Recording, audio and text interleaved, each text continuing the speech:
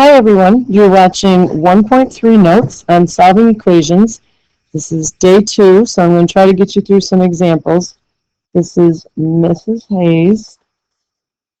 Okay, so question number 1, it says solve each equation. So solve makes me think right away we're doing some algebra. For the missing variable, so in some cases it'll be the letter x. This one has a variable of n.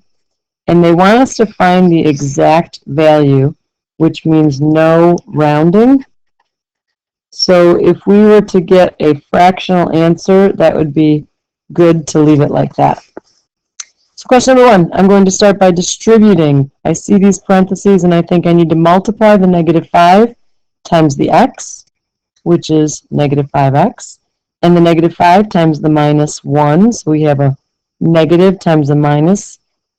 That's going to make a positive 5. So each thing inside the parentheses got a 5, and each thing got the negative, so we changed the signs. Minus 4 equals negative 2. The next thing I think is this is a linear equation, and we are going to use sorting. So I want all the x's on the left and the numbers on the right. Number, number, rather than move them both, we're going to combine like terms first. So I have the negative 5x, and 5 minus 4 is a 1, equals negative 2. I drew this line to show me where my equal sign is. Next thing I'm going to do is move the number over to the other side.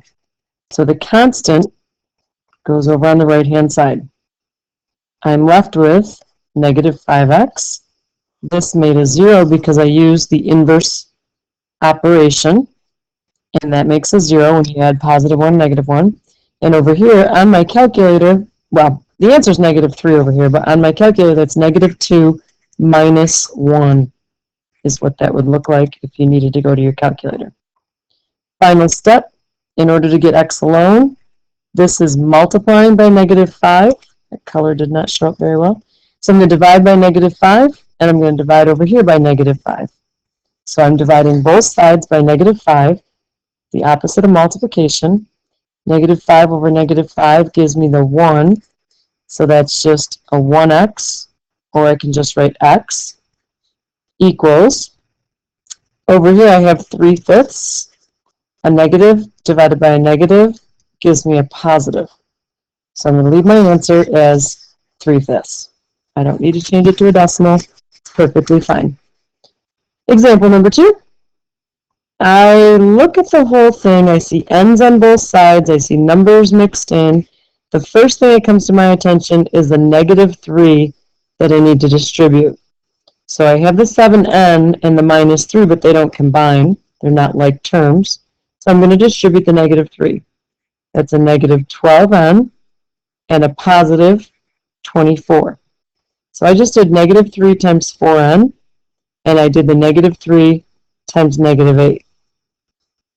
I'm still left with the equals and the 6n plus 12 minus 9n. Now I'm going to combine like terms on each side of the equation. So I got n's over here that go together and n's over here that go together. Here's the equation line. That you don't have to draw. I'm just trying to do that for you guys. A negative 7 minus 12 is negative 19 in front of the n, plus 24. Over here I have a 6n and a minus 9n. 6 minus 9 would give me a negative 3n, plus the 12 that didn't change, and my equals. Don't lose your equal sign. So now I'm going to do sorting. So after I combine like terms, I'm going to sort everything, and I'm going to move the 3n with the positive 3n to the other side. So that's a negative 19n plus 3n, which is negative 16n, equals, I'm going to subtract the 24 over to the other side, which gives me a 12 and a minus 24. This was a 0. This is a 0. So 12 minus 24 gives me negative 12. And then I'm going to divide by negative 16 and get left with, that's my 1 again, n equals 12 over 16. Now that's an exact answer, or some of you might like to enter that in your calculator and watch it get reduced. If you divide by 2, that's a 6. You divide by 2, that's an 8. Wait, it goes further. Divide by 2 again, and you might have seen 3/4 come out of your calculator. Either answer is fine. I just wouldn't go decimal if it says exact value. Now this one says round your answer to the nearest tenth. So let's see what happens here. We have x's, numbers, x's, numbers, x's, numbers. Okay, so we're going to get the variables to combine over here.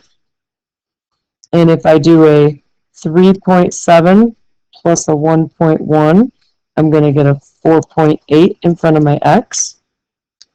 Minus 12 equals, over here I have a 10 and a 15.8, so 25.8 plus the 2.2x. So combine like terms. Now I'm doing sorting. So I'm going to move the 2.2x over to the other side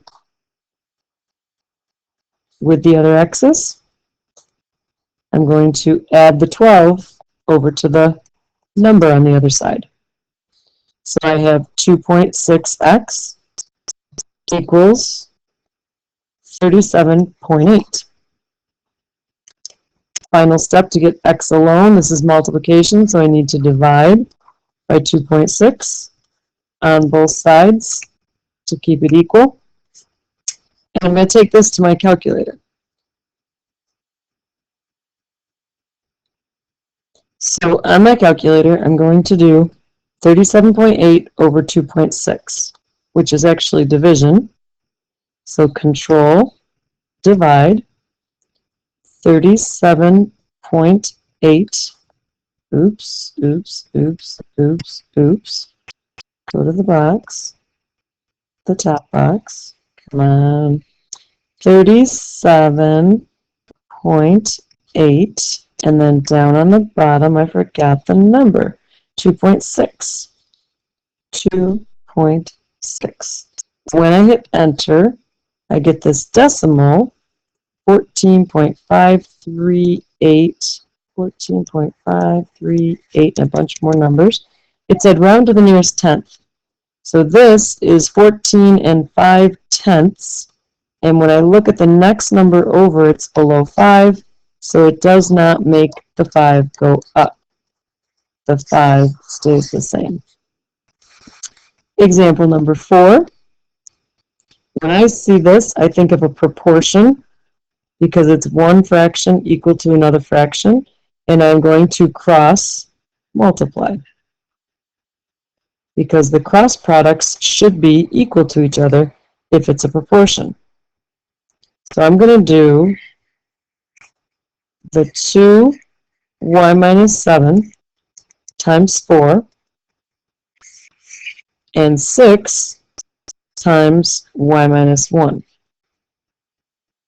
So this is, actually, I probably would have multiplied the 2 and the 4 together because it's all multiplied together, and you can put the 2 times 4 first. That was the commutative property I just used there. Distributing over here, 6y minus 6. Now I'm going to distribute over here, 8y minus 56.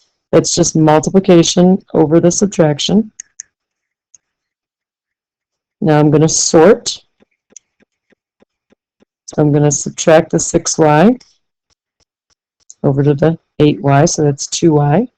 I'm going to add the 56 over to the other constant, and I get a 50 over here. Last step, divide by 2, and y equals 25. Now on the next page of your notes, got a couple more examples. This one's got a fraction, so question number 5. When I look at a 4 and a 2, I think that the least common denominator is 4. Both numbers go into 4. So I'm going to multiply all three of these terms by 4 and show you what happens. So term number 1 is just a 4x. The next one, you would have a 4x plus 1 sitting on top of a 4, and since that's multiplied, those will cancel off. The next term is a 4 times 1 over 2, and 4 over 2 is just 2. So I have 4x equals x plus 1 minus 2 times 1, which is 2. I have 4x equals x minus 1, because these like terms are a 1 minus 2, which is negative 1. Then I subtract my x, and I get a 3x equals negative 1, because that was over here alone. And then I'm going to divide by 3 and have an answer of negative 1/3. If you did it on a calculator, you'd get negative 0.33333 repeating. This is usually a better answer. Better way to leave your answer, I should say. Part of Jennifer's work, number 6. Jennifer's work to solve this equation was shown below. This is her first problem she was given. This was step 1. Which property is that? Well, to me it looks like I don't see the parentheses anymore, so she must have distributed. The multiplication over the subtraction sign, that is the right property. Multiplication property of equality means you're going to multiply both sides by the same number. She didn't do that because the other side was still the same. Identity property of multiplication is when you multiply, like for example, 4 times 1 and you still have a 4.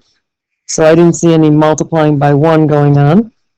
Commutative property of multiplication is when you change the order. I always think CO, change order. And that's like saying 4 times 3 is the same as 3 times 4. Didn't see that happening. Distributive property. All right, now make sure you have lots of practice next time in class, and you ask questions when you need to. See you later.